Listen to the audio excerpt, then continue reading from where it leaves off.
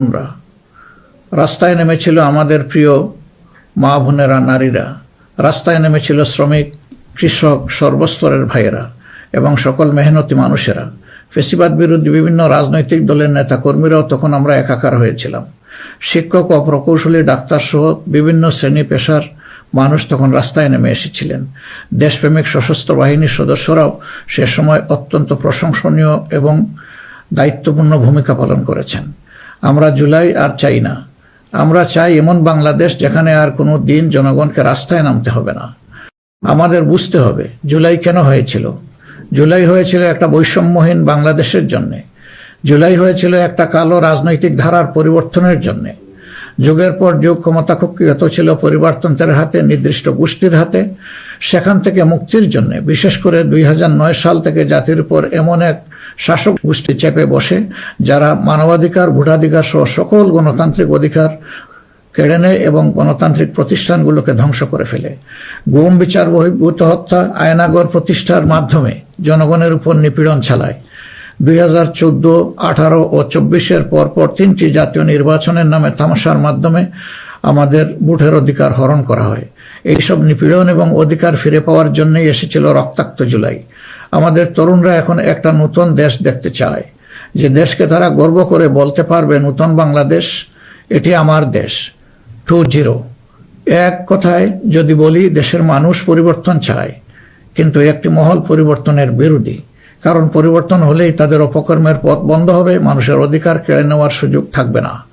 এই সংস্কৃতি বদলানোর সাহস সবার থাকে না। ক্ষমতাবানদের বিরুদ্ধে রুখে দাঁড়ানোর হিম্মত সবার হয় না। এই হিম্মত দেখিয়েছে আবরার ফাহাদ, আবু সাইদ মুগ্ধ, উসমান হাদি এবং তাদের সহযোদ্ধারা। তাদের রক্তের শপথ নিয়ে নতুন প্রজন্মের লক্ষ লক্ষ সাহসী সন্তান আজ এই পরিবর্তনের জন্য প্রস্তুত। এই দেশ আমাদের সময়ের এই সাহসী সন্তানদের হাতেই তুলে দিতে চাই। কারণ বাংলাদেশের ভবিষ্যৎ এই তরুণরাই রচনা করবে। এই তরুণরা পরিশ্রমী, তরুণরা সাহসী, তারা মেধাবী।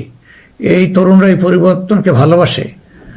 তরুণরা নতুনকে আলিঙ্গন করে, সত্য বলতে দ্বিধাবোধ করে না, প্রযুক্তি বুঝে এবং সামনে এগিয়ে নিয়ে যেতে জানে। তারাই পারবে নতুন বাংলাদেশ গড়ে দিতে। আমরা তোমাদের হাত ধরতে চাই। জুলাইয়ের মতো কাঁধে কাঁধ মিলিয়ে দেশ গড়ার কাজে সঙ্গী হতে চাই। প্রচলিত ধারা বদলাতে চাই। দেশটা বিভেদ এবং বিভাজনের রাজনীতি থেকে মুক্ত করতে চাই। মানুষের জীবনে শান্তি ফিরে আসুক, এটি আমাদের প্রয়াস, এই আমাদের চাওয়া। সবাইকে নিয়ে ঐক্যের বাংলাদেশ গড়তে চাই। এমন বাংলাদেশ যেখানে কেবল পারিবারিক পরিচয়ে কেউ দেশের চালকের আসনে বসতে পারবে না। এমন বাংলাদেশ যেখানে রাষ্ট্র হবে সবার, সরকার হবে জনগণের। প্রিয় দেশবাসী, জনগণ চায় একটু নিরাপত্তা, সুশাসন আর ইনসাফ। তাই আগামীর বাংলাদেশকে এসব অঙ্গীকার এবং মূল্যবোধের আলোকে সাজাতে চাই। রাষ্ট্রের মৌলিক কিছু সংস্কারের লক্ষ্যে জুলাই বিপ্লব পরবর্তী সরকার কিছু পদক্ষেপ গ্রহণ করেছিল, কিন্তু তা সম্পূর্ণ বাস্তবায়িত হয়নি। এই বাস্তবায়ন সম্ভব হবে আগামীতে যে গণভোট, সেই গণভোটে আমরা যদি আমাদের মূল্যবান ভোট দিয়ে হা বলি, তাহলে সংস্কার প্রক্রিয়া তার পূর্ণতা পাবে ইনশাআল্লাহ। আমরা এই জন্যই জনগণকে বলবো যে গণভোটে হা বলুন এবং সংস্কারতে আলিঙ্গন করুন। আমাদের সন্তানদের স্বপ্ন পূরণে আপনিও গুরুত্বপূর্ণ অংশীদার হন। নতুন বাংলাদেশের আকাঙ্ক্ষার আলোকে আমাদের পরিকল্পনা, কর্মসূচি, অঙ্গীকার আপনাদের নিকট স্পষ্ট করার চেষ্টা করেছি। বাংলাদেশে আমরাই প্রথম পলিসি সামিটের মাধ্যমে রাষ্ট্র পরিচালনার নীতি কৌশল জনগণের সামনে তুলে ধরেছি। আমাদের নির্বাচনী ইশতেহারে এর প্রতিফলন রয়েছে। এই প্রক্রিয়ায় অনেকেই আমাদেরকে সহযোগিতা করেছেন, তাদের প্রতি আমরা কৃতজ্ঞ। এছাড়াও আমরা সমাজের বিভিন্ন শ্রেণী পেশার মানুষের সাথে কথা বলেছি, বসেছি এবং তাদের মূল্যবান মতামত, পরামর্শ আমরা গ্রহণ করেছি। আমরা সুযোগ পেলে, মহান আল্লাহর ইচ্ছায়, জনগণের ভালোবাসায় সরকার গঠন করলে প্রথম দিনে ফজরের নামাজ পড়েই আমরা আমাদের পরিকল্পনা বাস্তবায়ন শুরু করব ইনশাআল্লাহ। প্রিয় দেশবাসী, আমাদের শাসক শ্রেণী সরকারি পদে নির্বাচিত হওয়ার পর নিজেদেরকে দেশের মালিক গণ্য করেছে। ফলে রাষ্ট্রীয় সম্পদ, পদ, পদবি, নীতি, প্রতিষ্ঠান সবকিছু ব্যক্তিগত ও দলীয় স্বার্থ হাসিলের উপায় হিসাবে অন্যায়ভাবে ব্যবহার করা হয়েছে। এর ফলে চুরি ও দুর্নীতি, স্বজনপ্রীতির মাধ্যমে প্রতারিত করে জনগণের সম্পদ লুণ্ঠন করা হয়েছে। উন্নয়ন প্রকল্প ব্যক্তিগত ও দলীয় লুণ্ঠনের সিঁড়ি হিসাবে ব্যবহৃত হয়েছে। এই ব্যবস্থার অবসান ঘটানোই আমাদের প্রধান লক্ষ্য। আলহামদুলিল্লাহ, অতীতে জামাতে ইসলামী থেকে যারা জনপ্রতিনিধি হিসাবে সংসদ, সরকার ও স্থানীয় সরকারের দায়িত্ব পালন করেছেন, তারা কেউই দুর্নীতির দায়ে অভিযুক্ত হননি। তারা দক্ষতার সাথে দায়িত্ব পালন করেছেন। আপনারা দেশের মানুষ তারই সাক্ষী। প্রিয় দেশবাসী, আগামী জাতীয় সংসদ নির্বাচন জাতিকে একটি নতুন স্বপ্নের দিকে নিয়ে যাওয়ার এক মহা সুযোগ হিসাবে এসেছে। যেসব সমস্যা আমরা বিগত দিনে সমাধান করতে পারিনি, যে লুটেরা গোষ্ঠীকে আমরা নিয়ন্ত্রণ করতে পারিনি, সেসব সমস্যার সমাধান এবং লুটেরা গোষ্ঠীর নিয়ন্ত্রণের সুযোগ হচ্ছে আগামী নির্বাচন। তাই জনগণকে ঠিক করতে হবে আমরা আমাদের নিজেদের জন্য, আমাদের তরুণ প্রজন্মের জন্য, আমাদের নারীদের জন্য, বয়স্ক মানুষের জন্য, প্রান্তিক জনপদের জন্য, শ্রমিকের জন্য, উদ্যোক্তাদের জন্য কোন বাংলাদেশ চাই। আমাদেরকে প্রশ্ন করতে হবে, আমরা কি সমাজে শৃঙ্খলা প্রতিষ্ঠা করতে চাই? আমরা কি নিয়ম নীতি শান্তির রাষ্ট্র প্রতিষ্ঠা করতে চাই? আমরা কি উন্নত দেশ হতে চাই? আমরা কি শোষণ, জুলুম, দুর্নীতি, চাঁদাবাজ মুক্ত রাষ্ট্র চাই? আমাদেরকে ভাবতে হবে, আমরা কি রাষ্ট্রীয় প্রতিষ্ঠানকে জবাবদিহিতার আওতায় আনতে চাই? যোগ্যতা ও সততাকে সরকারি পদের জন্য মৌলিক শর্ত করতে চাই? আমরা কি আমাদের জাতীয় সক্ষমতা ও সৃজনশীলতা বৃদ্ধি করতে চাই? এসব বিষয়ে যদি আমরা ইতিবাচক পরিবর্তন দেখতে চাই, তাহলে আমাদেরকে আগামী নির্বাচন নিয়ে নৈতিকভাবে ভাবতে হবে। রাজনৈতিকতার ফুলঝুরির বাইরে এসে বাস্তবতার আলোকে সৎ ও দক্ষ নিষ্ঠাবান নেতৃত্ব প্রতিষ্ঠা করতে হবে। প্রিয় ভাই ও বোনেরা, আমরা আমাদের নির্বাচনী ইশতেহারে বলেছি যে আমাদের স্বপ্নের বাংলাদেশ তৈরির জন্য 5টি বিষয়ে হা এবং 5টি বিষয়ে না বলতে হবে। সততা, ঐক্য, ইনসাফ, দক্ষতা ও কর্মসংস্থানকে আমরা হা বলতে বলেছি, কারণ এসব মৌলিক শর্ত ছাড়া বৈষম্যহীন, উন্নত, নৈতিক, মানসম্পন্ন বাংলাদেশ প্রতিষ্ঠা সম্ভব নয়। পাশাপাশি দুর্নীতি, ফ্যাসিবাদ, আধিপত্যবাদ, বেকারত্ব, চাঁদাবাজিকে স্পষ্ট না করতে বলেছি। প্রিয় দেশবাসী, বাংলাদেশ আয়তনে ছোট্ট কিন্তু জনসংখ্যার দিক থেকে একটি বড় দেশ। এই জনসংখ্যাকে অনেকে সমস্যা হিসেবে বিবেচনা করলেও আমরা মনে করি এটি আল্লাহর নিয়ামত এবং এক বড় সম্পদ। তাই আমাদের জনসংখ্যাকে জনশক্তিতে রূপান্তর করতে হলে নীতি এবং নৈতিকতা ভিত্তিক রাজনীতির বিকল্প নেই। সমাজে নীতি, নৈতিকতা, শৃঙ্খলা, জবাবদিহিতা প্রতিষ্ঠা করা ছাড়া কোনো জাতি এগোতে পারেনি, আমাদের পক্ষে অসম্ভব না। যে সমাজে নারীর মর্যাদা রক্ষা করতে পারে না, সেই সমাজ কখনো সমৃদ্ধ হতে পারে না। আমরা ক্ষমতায় এলে নারীরা কেবল ঘরের ভেতরে নয়, সমাজের মূলধারার নেতৃত্বে থাকবেন সগৌরবে। কর্পোরেট জগৎ থেকে রাজনীতি সবখানে তাদের মেধার মূল্যায়ন হবে কোনো বৈষম্য ছাড়াই।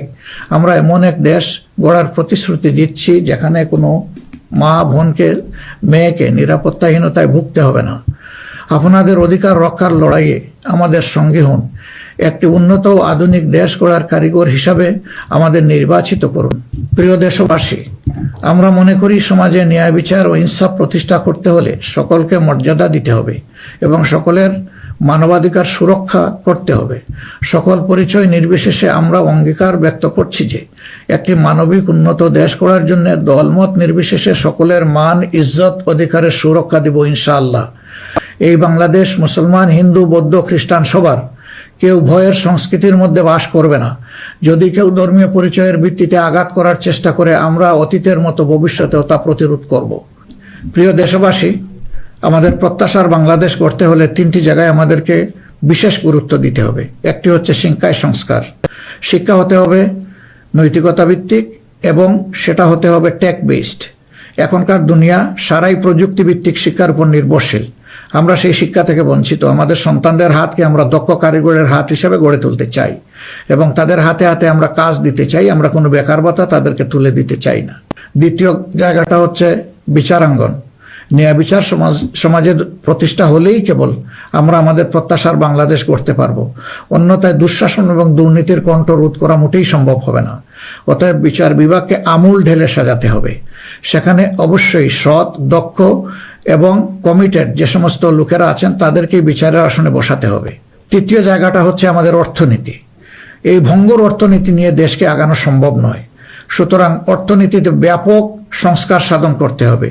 বিশেষ করে ব্যাংকিং সেক্টর এবং অপ্রাতিষ্ঠানিক যে সমস্ত খাত রয়েছে সেই জায়গাগুলোতেও আমাদেরকে প্রাতিষ্ঠানিক ও অপ্রাতিষ্ঠানিক খাতে আমাদেরকে হাত দিতে হবে। আমাদের ব্যবসাকে করতে হবে বিনিয়োগ বান্ধব। বিনিয়োগ বান্ধব হলেই দেশে কর্মসংস্থান তৈরি হবে এবং আমাদের বেকারত্ব দূর হবে। এই 3টা জায়গায় আমাদের গুরুত্ব দেওয়া ছাড়া কোনো উপায় নেই। আমরা আশা করব দেশবাসী আমাদেরকে তাদের মূল্যবান ভোটের আমানত সমঝে দিয়ে আমাদের দেশকে প্রত্যাশার আলোকে গড়ে তোলার ক্ষেত্রে আমাদেরকে সহযোগিতা করবেন। সম্মানিত উলামায়ে কেরাম, একাধিক ধর্মের এ দেশ মুসলমানগণ সংখ্যাগরিষ্ঠ। তাই মুসলমান হিসাবে এটি আমাদের দায়িত্ব যে সমাজে ন্যায় বিচার, ইনসাফ প্রতিষ্ঠা করা এবং সকলকে সুরক্ষা দেওয়া। এগুলো ইসলামের শাশ্বত আদর্শ। সকল মানুষের মৌলিক অধিকার নিশ্চিত করা আমাদের কর্তব্য। আল্লাহ তাআলা স্পষ্টত বলেছেন, ইন্নাল্লাহা ইয়া'মুরুকুম বিল আদলি ওয়াল ইহসান ওয়া ইতা'i যিল কুরবা ওয়া ইয়ানহা আনিল ফাহশাই ওয়াল মুনকারি ওয়াল বাগয়। আমাদেরকে স্পষ্টভাবে আল্লাহ এই নির্দেশ দিয়েছেন। এ দায়িত্ব আমরা সকলে মিলেই পালন করব। তাবলিগি জামাত সহ ধর্মীয় মহলের ভাইদের প্রতি আমাদের আহ্বান, আপনারা দিনের জন্য যে মেহনত করছেন, দেশ গড়ার কাজেও আপনারা আমাদের সাথে গুরুত্বপূর্ণ ভূমিকা রাখবেন বলেও আমরা গভীরভাবে বিশ্বাস করি। আমরা অঙ্গীকার করছি, ভবিষ্যতে কেউ আপনাদেরকে অন্যায়ভাবে বিভিন্ন বিশেষণে ট্যাগ দিয়ে নির্যাতন করার সুযোগ পাবে না। বিচার বহির্ভূতভাবে আপনাদেরকে আর হত্যা করার দুঃসাহস কেউ দেখাবে না। আমরা জানি অতীতে আপনাদের কোনো মানবাধিকার ছিল না। এ অবস্থার পরিবর্তন ঘটানো হবে নতুন বাংলাদেশের অন্যতম প্রধান লক্ষ্য। জাতীয় নীতি পদ্ধতিতে আপনাদের আনুষ্ঠানিক অবদান ও ভূমিকাকে জোরদার করা হবে। আন্তর্জাতিক মহল যারা আমাদের পরীক্ষিত পরিচিত বন্ধু, তাদের সাথে আমাদের সম্পর্ক হবে সমমর্যাদা এবং সমতার ভিত্তিতে। আমরা অন্যের ভৌগোলিক অখণ্ডতাকে সম্মান করি এবং শ্রদ্ধা করি, তেমনি সকল দেশের সাথে বন্ধুত্ব প্রতিষ্ঠাকে অগ্রাধিকার দেব। তবে আমাদের জাতীয় স্বার্থ মর্যাদা, জাতীয় উন্নয়ন অগ্রাধিকার আন্তর্জাতিক সম্পর্ক নির্মাণে প্রধান ভূমিকা রাখবে। বৈশ্বিক উন্নয়ন চ্যালেঞ্জ সমূহ, বিশেষত জলবায়ু পরিবর্তন নিরসনে আমরা সাধ্যমতো ব্যবস্থা গ্রহণ করব এবং তা হবে স্বচ্ছতার ভিত্তিতে পরিচালিত। নিপীড়নের শিকার হয়ে আশ্রয় নেওয়া রোহিঙ্গা জনগোষ্ঠীকে তাদের নিজ দেশে নিরাপদ এবং সম্মানজনক প্রত্যাবর্তনের জন্য সব ধরনের কূটনৈতিক তৎপরতা জোরদার করা হবে ইনশাআল্লাহ।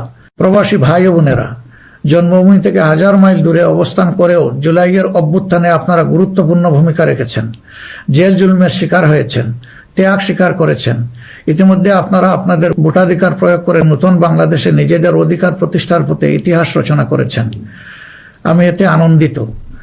আগামী দিনে দেশ গড়ার এই অভিযাত্রায় আপনাদের সক্রিয় অংশগ্রহণ ছাড়া আমাদের নতুন বাংলাদেশের স্বপ্ন অপূর্ণই থেকে যাবে। আমরা চাই প্রবাসীদের অধিকার এবং মর্যাদা রাষ্ট্রীয়ভাবে নিশ্চিত করতে। সে লক্ষ্যেই প্রবাসীদের জন্য ভলান্টিয়ার প্রতিনিধি নির্বাচন করা হবে, যারা প্রবাসীদের বিভিন্ন সুযোগ সুবিধা, সেবা এবং সমস্যার বিষয়ে দূতাবাস বা হাইকমিশনের সাথে সরাসরি সমন্বয় করে প্রবাসীদের স্বার্থে উপদেষ্টা ও প্রতিনিধি হিসাবে কাজ করবে। তাছাড়াও বাংলাদেশের বাইরে যেখানে যেখানে সমস্যা রয়েছে, যেমন ইংল্যান্ডে ম্যানচেস্টার ফ্লাইট বন্ধ করে রাখা হয়েছে, আমরা কথা দিচ্ছি আর কোনো ফ্লাইট বন্ধ হবে না, বরঞ্চ পূর্বের চালু ফ্লাইটগুলো আমরা আবার ফিরিয়ে নিয়ে আসব। নিউ ইয়র্কে নতুন করে বাংলাদেশ ফ্লাইট ইনশাল্লাহ চালু হবে। এরকম দুনিয়ার যে যে জায়গায় এই ফ্লাইটগুলো চালু হওয়া দরকার তা আমরা নিশ্চিত করার ব্যাপারে বদ্ধপরিকর। দেশ আর পিছনের দিকে যাবে না, দেশ এগিয়ে যাবে সামনের দিকে ইনশাআল্লাহ। প্রবাসী ভাইয়েরা যখন বিদেশে মৃত্যুবরণ করেন তখন অত্যন্ত অসহায় অবস্থা, তাদের লাশ উপেক্ষিত হয়। আমরা কথা দিচ্ছি, যারা আমাদের রিমিটেন্স যোদ্ধা তারা আমাদের গর্বের ধন। কেউ যদি আল্লাহর ইচ্ছায় বিদেশে ইন্তেকাল করেন, আমরা অত্যন্ত সম্মানের সাথে আমাদের কাঁধে করে তাদের লাশ দেশে বয়ে নিয়ে আসবো ইনশাআল্লাহ। আমাদের প্রবাসীরাও জাতীয় সংসদে আনুপাতিক হারে ইনশাআল্লাহ তাদের প্রতিনিধিত্ব আমরা নিশ্চিত করার পক্ষে। প্রবাসীদের সঙ্গত সমস্ত বিষয়গুলো আমরা গুরুত্বের সাথে বিবেচনায় নিয়ে দেশে যাতে কোনোভাবে তারা নিপীড়নের শিকার না হন তা আমরা নিশ্চিত করব ইনশাল্লাহ। প্রিয় দেশবাসী, নির্বাচনী প্রচারণা শুরু হওয়ার পর থেকে দেশের বিভিন্ন প্রান্তে আমরা গিয়েছি। আপনারা আমাদের সভা সমাবেশে যোগ দিয়েছেন, আমাদের কথা শুনেছেন। আপনাদের ভালোবাসা, অংশগ্রহণ ও সহযোগিতায় আমরা অভিভূত, আমরা মুগ্ধ। আমরা আপনাদের প্রতি চিরকৃতজ্ঞ। আমাদের নির্বাচনী প্রচারণা বা অন্যান্য কার্যক্রমে কেউ কষ্ট পেয়ে থাকলে আপনাদের কাছে আমরা ক্ষমা প্রার্থী। আগামী নির্বাচন সুষ্ঠুভাবে আয়োজন করা সকল রাজনৈতিক দলের নৈতিক দায়িত্ব। তাই আমাদের আহ্বান হবে নির্বাচনী আচার আচরণ বিধিগুলোকে সম্মান জানানো এবং প্রতিদ্বন্দ্বী রাজনৈতিক দলের বৈধ অধিকারকে সম্মান করা। সুষ্ঠু নির্বাচন আয়োজনের মাধ্যমে রাজনৈতিক স্থিতিশীলতা নিশ্চিত করা হবে আমাদের রাজনৈতিক অঙ্গীকার। প্রশাসন ও আইন শৃঙ্খলা রক্ষাকারী বাহিনীর সদস্যরা নিরাপত্তার দায়িত্ব তারা পালন করেছেন অত্যন্ত নিষ্ঠার সাথে। আমাদের সাংবাদিক ভাই এবং বোনেরা অনেক কষ্ট করে আমাদের বিভিন্ন অনুষ্ঠান কভার করেছেন। আপনাদের প্রতি গভীরভাবে আমরা কৃতজ্ঞ। আপনাদের ঋণ শোধ করতে পারবো না। আপনারা ভালো থাকবেন। আমাদের দলের বিভিন্ন পর্যায়ে নেতাকর্মী, শুভাকাঙ্ক্ষী এবং নির্বাচনী জোটের নেতৃবৃন্দ কর্মীগণ নিরলস পরিশ্রম করে যাচ্ছেন, আর্থিক ত্যাগ করেছেন। শেরপুরে আমার ভাই রেজাউল করিম প্রতিপক্ষের নির্মম আঘাতে শাহাদত বরণ করেছেন। আল্লাহ রাব্বুল আলামিন তার এই ত্যাগকে কবুল করুন এবং তাকে শহীদ হিসাবে কবুল করুন। আমাদের ভাই জনাব মোহাম্মদ নুরুজ্জামান বাদল, যিনি শেরপুর 3 আসনের প্রার্থী ছিলেন, তিনি ইন্তেকাল করেছেন। আল্লাহ তাকে উত্তম পুরস্কার দিন এবং জান্নাত নসিব করুন। প্রিয় দেশবাসী, আমরা আন্তরিকভাবে বিশ্বাস করি যে রাষ্ট্রীয় দায়িত্ব হচ্ছে আমানত। রাষ্ট্রীয় দায়িত্ব কোনো উপভোগের বিষয় নয়। সর্বাবস্থায় আমরা স্মরণে রাখব আমরা প্রত্যেকে দায়িত্বশীল এবং আমাদের দায়িত্বের ব্যাপারে জিজ্ঞাসাবাদ করা হবে। আমরা হযরতে ওমরের সেই বিখ্যাত উক্তি ও দায়িত্বশীলতা মনে রাখবো যে ফুরাত তীরে একটি কুকুর না খেয়ে যদি মরে তাহলে তার জন্যও তাকে জবাবদিহি করতে হবে। আল্লাহর নির্দেশ অনুসারে আমরা ন্যায় বিচার প্রতিষ্ঠায় অঙ্গীকারবদ্ধ থাকবো ইনশাআল্লাহ। আশা করি আপনারা আমাদের অঙ্গীকার ও স্বপ্নকে বিশ্বাস করে জাতীয় সংসদ নির্বাচনে আমাদের প্রতি সমর্থন জানাবেন। আগামী 12 ফেব্রুয়ারি তারিখে জামাতে ইসলামের প্রার্থীদেরকে দাঁড়িপাল্লা মার্কা এবং যেসব অঞ্চলে 11 দলীয় অপর প্রার্থী রয়েছেন তাদেরকে আপনারা আপনাদের এলাকায় ইনশাআল্লাহ মূল্যবান ভোট দিয়ে নির্বাচিত করবেন। এই আকুল আবেদন আপনাদের সকলের প্রতি রাখলাম। আল্লাহ পরিবর্তনের এক মহা সুযোগ আমাদেরকে এনে দিয়েছেন। আসুন সেটা কাজে লাগাই। বিগত দিনের রাজনীতি পরিহার করি, একটি নতুন বাংলাদেশ তৈরি করি যেখানে সবাই মান ইজ্জত ও মর্যাদা নিয়ে বাস করবে। আমরা আমাদের তরুণ সমাজকে সমাজের ককপিটে বসিয়ে দিতে চাই। বাংলাদেশ নামের উড়োজাহাজটি তারাই চালাবে, তারাই হবে ক্যাপ্টেন, তারাই হবে এটার পাইলট। আমরা গিয়ে বসবো প্যাসেঞ্জার সিটে। হে তরুণরা, তোমরা তৈরি হয়ে যাও। এই দেশ তোমাদের জন্যে, এই দেশ তোমাদের হাতে তুলে দিতে চাই এবং এই দেশ তোমাদের হাতেই আমাদেরকে সেদিন টেকিয়ে রাখতে পারেনি। ইনশাআল্লাহ আগামীতেও কোনো বাধা আমাদেরকে টেকিয়ে রাখতে পারবে না। আমরা আমাদের প্রিয় জনগণের এবং আমরা বিশ্বাস করি আমাদের জনগণ আমাদেরকে ভালোবাসে। জনগণের এই ভালোবাসায় আমরা অভিভূত এবং আমরা পূর্ণ আস্থা রাখি আমাদের জনগণের রায়ের প্রতি। আপনাদের সকলকে আজকের এই পর্যায়ে এসে আরেকবার আমি আহ্বান জানাবো, আসুন একটু নতুন বাংলাদেশ, তরুণদের প্রত্যাশার বাংলাদেশ, জিএনজির জন্য আগামী বাংলাদেশ, আমাদের নারী সমাজের জন্য একটা নিরাপদ এবং সম্মানের বাংলাদেশ গড়ে তোলার জন্য আমরা সবাই আগামী 12 তারিখ দাঁড়িপাল্লা এবং জোটের অপরাপর মার্কা যেখানে যেটা আছে তাতে ভোট দিয়ে 11 দলীয় প্রার্থীদেরকে নির্বাচন করি। তাহলে ইনশাআল্লাহ প্রত্যাশার একটি দেশ আমরা খুঁজে পাবো, একটু নতুন বাংলাদেশ পাবো। আমরা বিশ্বাস করি জনগণ পরিবর্তন চায়, সেই পরিবর্তন জন্যই আমাদের এই আহ্বান। এই পরিবর্তন আমাদের হাতে ইনশাআল্লাহ মানাবে, অন্য কারো হাতে নয়। দেশ তো এটা আপনারা বুঝতেই পারছেন। আল্লাহ হাফিজ। বাংলাদেশ জিন্দাবাদ। বাংলাদেশ জামাত ইসলামী জিন্দাবাদ। 11 দলীয় নির্বাচনী ঐক্য জিন্দাবাদ।